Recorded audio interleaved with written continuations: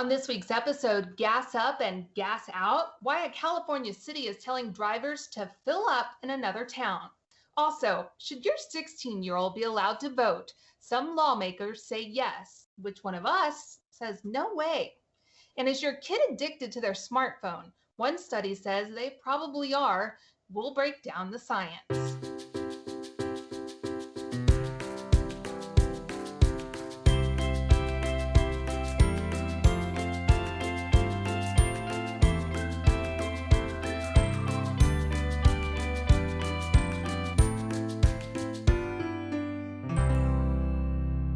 Thank you for joining us for another episode of Anchors Away. I'm Sarah Threadgill, along with Robert Burns, former TV news anchors, now giving you the news to know to get you through the weekend. Remember to subscribe for free wherever you listen to podcasts, and make sure you share and like and give us a comment. We love to read those and interact, and find us on social media, right, Robert? Yes, find us on there, like us, share us, interact with us. We're friendly. We like people. We just think that there are a lot of people we can talk about, which is why we also have this show every week. But like Sarah said, thanks for joining us. I know we took a week off. That is because Sarah started a new job and she had to get her feet wet, and we didn't know what the heck time we were going to do this. So take your time and welcome back. I did, and I'm working it out. I'm figuring out schedules, and I haven't done this for 6 years. To be honest with you, I've not Mhm. worked in 6 years. I've been home with my kiddos for a while, so getting back into the swing of things is interesting. But I'm really, really enjoying it. So how many days do you have to go into the office now? Well, thanks to COVID, right now just three. So Okay. 2 days I'm at home, and that presents total different challenges when you still have kiddos at home too. So, but it's been good. I'm happy to be back, and I'm also happy, Robert, to get out of the house a little bit. I got to be honest. I would imagine you were able to, actually shower fully and put your makeup on, put some heels on, probably the first day. Maybe after that you realize I don't need heels anymore. But it's nice to get up and get the heck out and get away from the kids probably for a little bit. It is, and use my brain again. So, I haven't kind of been in mom mode for the last 6 years. So back to using my brain.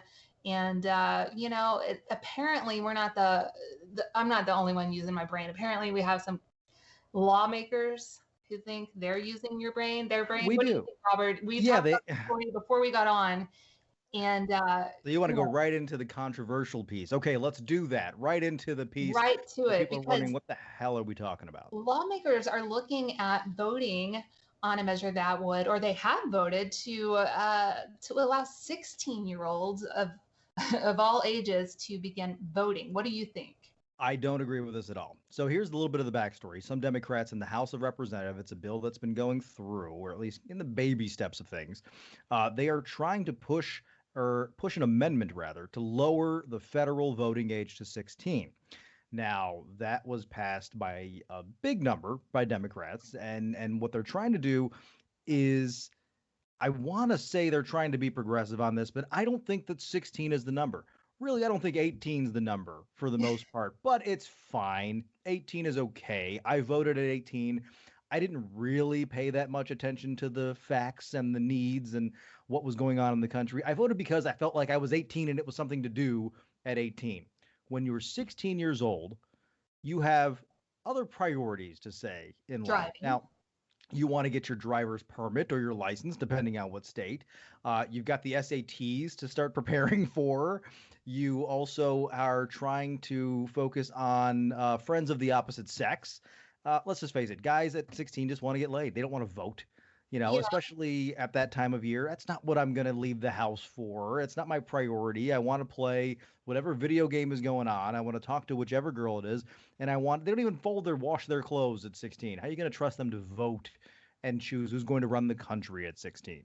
Well, see, I think you could use that same argument for driving. I mean, we're allowing essentially these children to get behind the wheel of a car and drive at 16. So I feel like as a parent, if a kid's got the wherewithal to be able to get behind a wheel and drive, I think that they can probably vote. I will tell you, I was at 16, I knew what was going on in politics, and I was keeping up with it. And I think there are some maybe nerdy 16-year-olds like myself that were paying attention and are paying attention and would like to have their voice heard. I think it's not surprising that Democrats are the ones really pushing for this. Um, it's interesting to see what will happen. I mean, it ranges. Here they're talking about 16 for voting and driving. Voting has been 18, and then you can't drink till you're 21. I almost feel like they need to just bundle it all with the same year. Like make it you got to be 21 to do all of it. Yeah, so one of the arguments that they have here is one of the representatives in Congress said that a 16-year-old in 2021 possesses a wisdom and maturity that comes from 2021 challenges, 2021 hardships, and 2021 threats. You know what that sounds like? That sounds like Dave Chappelle saying modern problems require modern solutions. And I don't think that the age is the big deal. Now, this is something that was brought up and introduced by Hawaiian lawmakers over in Hawaii. Hmm. And so when you think about it, Hawaii is a little bit more progressive. They're a little more laid back on things that have. Obviously, I'm trying not to completely poo-poo this idea, but I don't think that it's something that 16-year-olds, like you said, they're going to be some 16-year-olds. The majority of them are not. And so, how do you count that into going into it? How many of them are just going to go? They're still voting for homecoming queen, and that's a popularity contest. How many of them are just going to take that same mindset and just go to the polls Oh, at that point? but Robert, isn't a presidential or congressional? I mean, it's a popularity contest. I It's mean, just a apparently it's grown-up not. If you version. win the popular vote, you don't always win the the White House either. So it's not necessarily a popularity contest. True, true. No, I think if I feel like 16-year-olds and high school students, especially in the last 20 years, have had to face things that kids didn't face before, especially with school shootings. I mean, I think Mhm. kids really want to feel like their voice is being heard when it's their safety on the line when they're heading to school and there's potential for school shooting. So I think maybe that's the mindset of some of these representatives is just giving a voice to a generation that's had to face more than anybody else. Yeah, Maybe. this is something that it's picking up a little bit more steam now. Just to give a little background on this, it's not a brand new idea. The amendment to lower the voting age, it was first attached back in 2019. It didn't get anywhere. It only had 126 votes in the House. This time, obviously, as we mentioned, there were a lot of votes, or a lot more votes, rather, as we talk about the majority of House Democrats. The vote was 125 to 302 as a pass. So 125 to 93 in Democrats' favor. So it's getting more attention. It's getting more positive reviews, especially from members in Congress and their constituents as well. But I don't think this is one that will be passed, but it's one that gets people talking. And if you can hold an intelligent conversation with a 16-year-old or 17-year-old, then I say go for it. But for the most part, do not give them the power to go to the polls. Maybe it's a pass a test to be able to vote, no matter your There's age. too many tests at 16-year-olds. Stop trying Too to give them more many tests. tests in life They're still period. So working on calculus. so you're the nay, I'm the yay, we're split. I'm back to old man get off my lawn on this one. All right, we do want to thank our sponsor for this show, Anchor. It's the easiest way for us to bring you the podcast. They give us everything we need, it's all in one place, and most importantly, it's all free. Everything on our iPhones, on our iPads, on our computers, all the creation tools to edit, it's all included, and they distribute the show for us. Send it to Spotify, send it to Apple, send it to Google. So you can start your own podcast, get in on the game, download the Anchor app, or go to anchor.fm to get started. Speaking of lawmakers, though, as we transition into story number 2, we're talking about a California city because whenever something happens, it's either California, Texas, or Florida. Most other states don't want to be involved in controversial notes.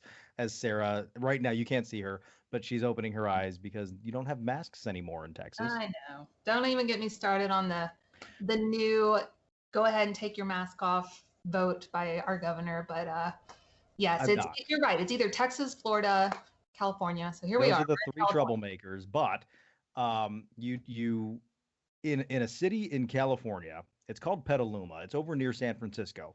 The California city itself, the lawmakers there banned all new gas stations in a push for zero emissions. Zero emissions push in California, nothing new. But you're not allowed to build any new actual fossil fuel gas stations in this city. It's picking up some steam. This is something that has people looking. Again, Petaluma, California, over near San Francisco. This is something that they passed, and they want to be carbon neutral. I think what I read was by 2030. 2035 has a year on there, but really in the year 2030 is their impact, and they're giving 30 days for this to go into full effect. So whatever those gas stations are, it's going to be that gas station in your town that's been around for 50 years and it's all run down. That's going to be there, or there's going to be no gas. You got to go to the next city over. So here's my question, and this is my TV reporter coming out in me. First question I have is, great, that's fine. I understand that, in order to reduce emissions, we're not going to build new gas stations, but what about fixing current gas stations? What if you have these older gas stations that need some updating or need new tanks underground or need Those new are fine. pumps? Yep, those are fine. All stations that are currently operating, they can remain open.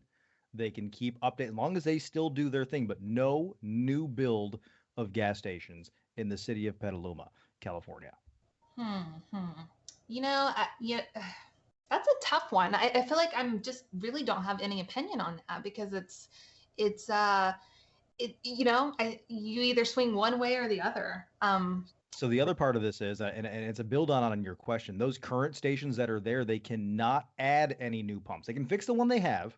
They can't add any new fossil fuel pumps, but they can add those chargers for electric vehicles. So you can expand beyond that.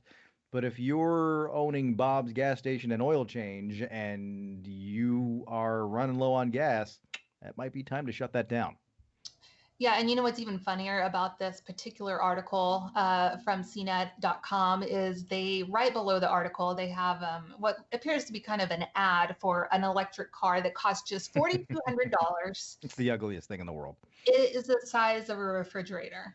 I mean, let's be honest. And here they have a picture of a family getting some groceries, and they've got, groceries in the back and the dog and them, and there's just no way. But you go to Europe and you see cars like this all over the place. So I don't know. I mean, I feel like something's got to change. We've got to get better, at what we're doing and how we're affecting our climate. But I don't know about little cars like that. And No, I don't think and I don't know. And it's the size of a smart car. If you remember what those were about 10 years ago, it's about the size of a smart car. If you're an average sized person and you lay on the ground, it's about 6 to 8 feet long.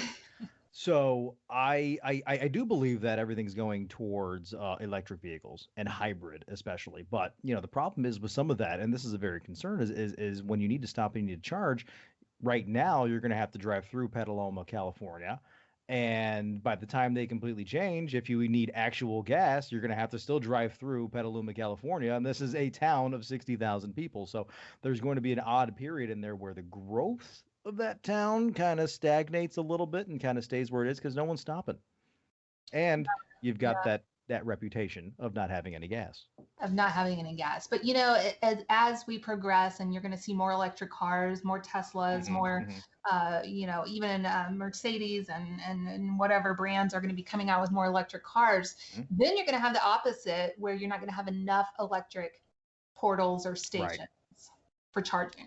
Yep, and I think it was the other day that Volvo announced they were going to put plans in place to become fully electric within the next 2 decades, if they can get to that point.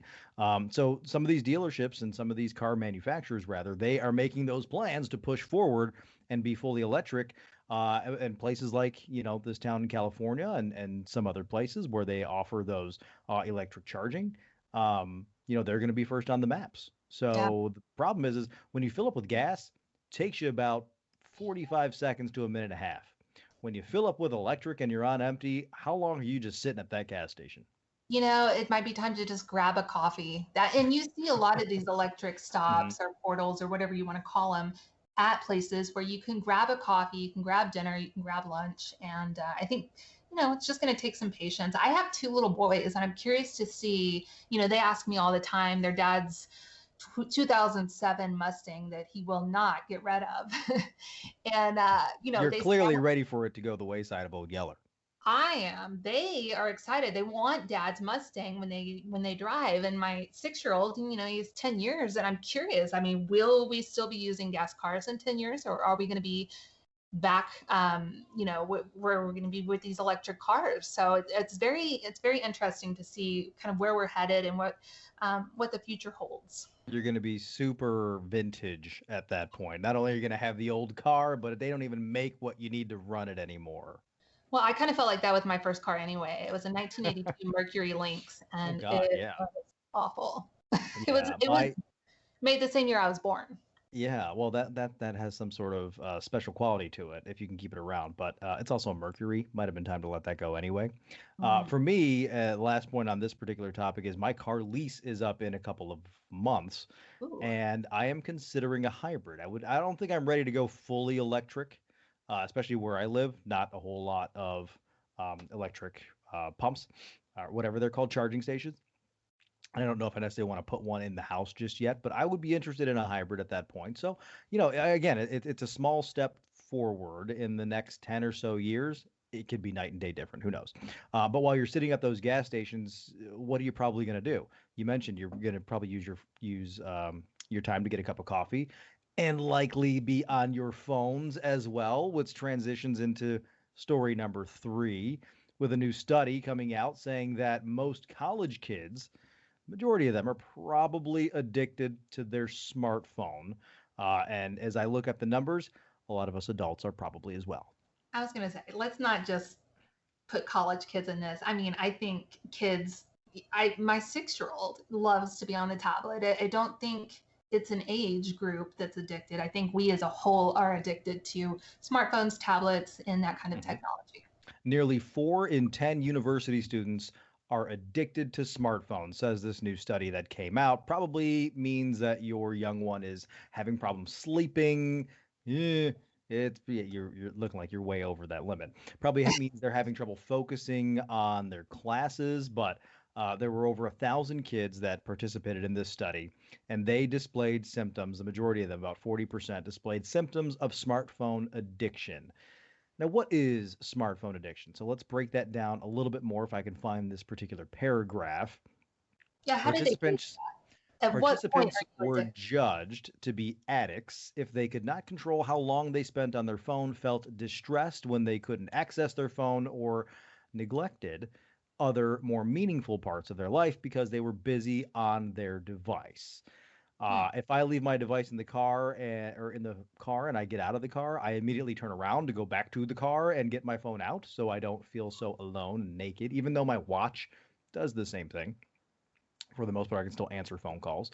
But there's a time limit on here as well, where they were talking about more than 4 hours or so is about the bar to where you have an issue. And remember, there's 24 hours in a day. You're sleeping for 8 of them. You're working for 8 of them. If you're on your phone for 4 of them, you only have a few more hours left to eat and do whatever other recreation you want. But I don't know that you can gauge that correctly because I know that I'm on my phone a lot. For work, if I step Mhm. away from my desk, then I have email access on my phone. So, not sure about that one. I will say my niece, who is a freshman in college this year, we were on a trip last year pre-COVID, and she kind of got panicked because her battery was below 50%. She said, I freak out if I don't have access to a charger and my battery starts getting low. Kind of a 50% is not similar. low, though. Yeah. I mean, I'm the same way, but it's that like fear of not having your phone because you're so addicted to it. Yeah, as we look at, and one of the things Apple has done, and most of the phone makers do this now as well, is they have something in there that shows you how much you've used your phone. My daily value or my daily average right now on Wednesday, March 3rd is 5 hours and 28 minutes, and it is 7 o'clock at night. So I'm probably going to reach that 6 hour mark. However, some nights I'm lower, some I'm a little bit higher. So I'm in the average college range, even though I've a long time since I've been in college. So it's not surprising to me. I don't know if I'm going to get the jitters if I don't have my phone on me. It's all right, I got my watch. Somebody needs me, they'll call me. If I have a way to listen to music, that's really what I need it for. Yeah. I think And social media podcasts addiction is anchors probably away, right? yeah. Yeah. Yeah. Um, so it's fine, but that for some parents though, it might be a reason why your kids are either staying up late and Facebook it tells you they're online at 11:45 at night. They were probably checking, but like I said, I think social media addiction is more important to look at than phone Yes. addiction because you can do so many more things on the phone, whereas you're on Facebook or Instagram, you're just scrolling mindlessly. Yeah, and for kids especially that age group of high school, college, they're on the TikTok and The TikTok, you're so the old. did I not sound old saying that? The TikTok, they're on the TikTok. And so, you're right. I think social media is more of the factor in this than just an addiction to a smartphone. Yeah, even though I think we can both agree that your kids at this particular time in their life are probably addicted to smartphones because there's not much else for them to do other No, than play on their iPad. that's right. I mean, we've got Nintendo's out, we've got our tablets out, and there's not you can't take them to one of those play facilities, those jumpy house places or Chuck E. Cheese's or whatever. It's just it's tough, and we've leaned on that a little too much in our family. So I'm kind of ready for COVID to go away so we can get back outside, get back in the pool, get on the playground, start doing soccer, all those kind of things. Then you can be a soccer mom managing work-life balance like a champ. I know. I'm super excited. I'm telling you, I haven't done this in so long. I'm ready to go, Robert. Well, I feel like we haven't done the show in so long, so glad to be back. We'll figure out a better schedule for us both. But we're going to keep upping these out. So thanks for listening. That's about it for this week. That's what we've got. 3 stories for you to get you through. Hope you have a wonderful weekend. And thanks for listening. Remember to share it, like it, rate it, do all the things, interact, send us a message, whatever the hell it is. Pigeon carrier, I don't care. Send a raven, as they say.